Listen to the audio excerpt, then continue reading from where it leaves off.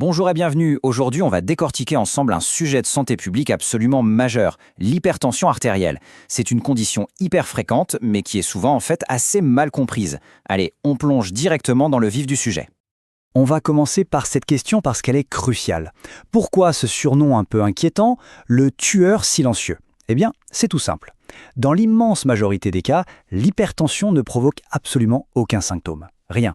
On peut se sentir en parfaite santé, alors qu'en réalité, on a une pression artérielle dangereusement élevée qui, elle, endommage l'organisme. En silence, jour après jour. Voilà notre feuille de route. D'abord, on va définir précisément ce qu'est l'hypertension. Ensuite, on verra ce qui se passe concrètement dans le corps.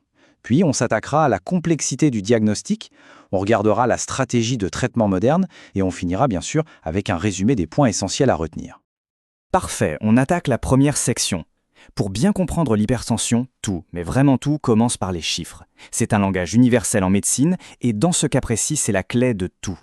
Alors, l'OMS est très claire là-dessus. L'hypertension, ce n'est pas une maladie en soi, c'est un facteur de risque. C'est une nuance qui a toute son importance.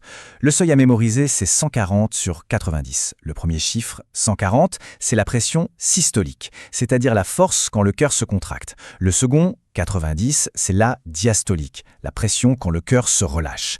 Dès qu'on dépasse ces chiffres de manière durable, on entre dans la zone rouge. Et ce qui est super intéressant, c'est qu'on ne dit pas juste hypertension. Non, on la classe par grade. Grade 1, 2 ou 3. Et là, on voit bien que plus le grade est élevé, plus le risque grimpe en flash et plus la réponse thérapeutique devrait être musclée. C'est vraiment cette classification qui va guider toutes les décisions médicales. Bon, passons à la mécanique. Concrètement, qu'est-ce qui se passe à l'intérieur du corps quand la pression est trop haute tout le temps? Imaginez un moteur de voiture qui tournerait constamment en sur-régime, ça ne peut pas bien finir. L'idée est en fait assez simple. L'image du tuyau d'arrosage, elle est parfaite pour ça. La pression du sang, elle dépend de deux choses. La quantité de sang que le cœur envoie, ça c'est le débit, et la résistance des vaisseaux. Si on pince le bout du tuyau, la pression augmente. Eh bien, dans 95% des cas, l'hypertension, c'est ça. Les vaisseaux sont trop serrés, ce qui oblige le cœur à forcer, encore et encore. Et cette pression constante, elle a des conséquences dévastatrices. Le cœur, à force de pomper comme un fou, il s'épaissit, il se fatigue. Les artères, elles, s'abîment beaucoup plus vite, ce qui favorise l'athérosclérose, ce fameux durcissement. Et bien sûr, le cerveau et les reins, qui ont besoin d'un flux sanguin parfait, ils souffrent énormément. Ça augmente le risque d'AVC ou d'insuffisance rénale. Et le pire dans tout ça, ces dégâts se font silence jusqu'à ce qu'il soit parfois trop tard. Regardez ces chiffres, ils parlent d'eux-mêmes. C'est sans appel. Le risque d'AVC est multiplié par 7. Pour une maladie des coronaires, c'est x3. Ce ne sont pas des petites augmentations là, on change complètement de catégorie de risque. On en arrive à une partie que je trouve fascinante, le diagnostic. On pourrait croire qu'il suffit de prendre la tension une fois au cabinet et hop, c'est réglé. Mais la réalité, elle est bien plus subtile. C'est une véritable enquête pour savoir ce qu'il se passe vraiment. Et voilà pourquoi c'est complexe. Il y a deux grands pièges. D'un côté, l'effet blouse blanche. La tension grimpe à cause du stress d'être chez le médecin, mais elle est normale le reste du temps. Et de l'autre, le cas bien plus dangereux, l'hypertension masquée. Là, la tension est nickel au cabinet, mais elle est élevée à la maison ou au travail.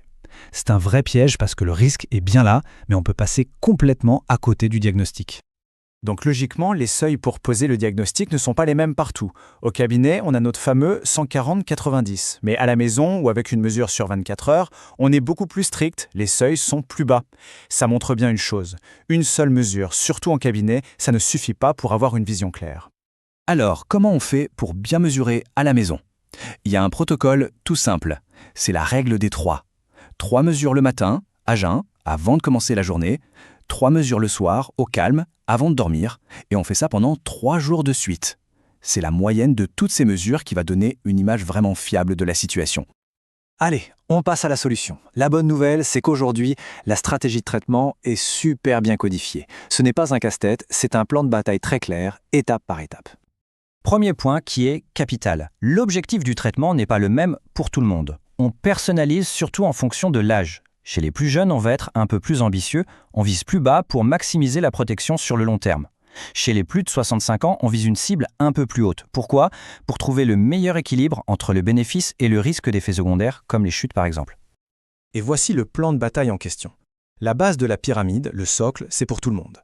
Les règles d'hygiène de vie. Ensuite, on adapte. Pour une HT à grade 1 avec un faible risque, on peut se donner quelques mois avec juste ces changements de vie. Mais attention, Pour les grades plus élevés, ou si le risque est important, on n'attend pas. Le traitement médicamenteux est immédiat. Et on démarre quasi systématiquement avec une bithérapie, c'est-à-dire 2 médicaments. Si ça ne marche pas, on passe au palier 2, la trithérapie. C'est une approche vraiment logique et progressive. Donc pour résumer la stratégie, le grand changement de ces dernières années, c'est ça. Pour la plupart des gens, on ne commence plus avec un seul médicament, mais directement avec 2. C'est la bithérapie. C'est tout simplement plus efficace. Si ça ne suffit pas, on passe à 3. Et même pour les cas les plus coriaces, on a encore des cartouches en réserve. C'est une approche qui est vraiment pensée pour être progressive et efficace. On arrive au bout de notre parcours. C'est le moment de synthétiser, de faire le tri, pour garder en tête les informations les plus importantes sur l'hypertension artérielle. Alors, s'il y a quelques points à retenir, ce sont ceux-là. L'hypertension, c'est un risque silencieux mais aux conséquences bien réelles. Le diagnostic doit être fait sérieusement, souvent avec des mesures à la maison. La stratégie de traitement est claire, elle commence toujours par le mode de vie, et côté médicaments, on pense bithérapie d'emblée. Et enfin, le plus important peut-être, il faut bien comprendre que c'est un engagement sur le long terme. On va finir sur cette réflexion. Gérer son hypertension, ce n'est pas un sprint, c'est un marathon. C'est un effort de longue haleine pour sa santé. La stratégie, les outils, tout ça existe et ça marche. La vraie clé du succès au final, c'est la persévérance. C'est une course de fond, mais qui en vaut vraiment, vraiment la peine. Merci beaucoup pour votre attention.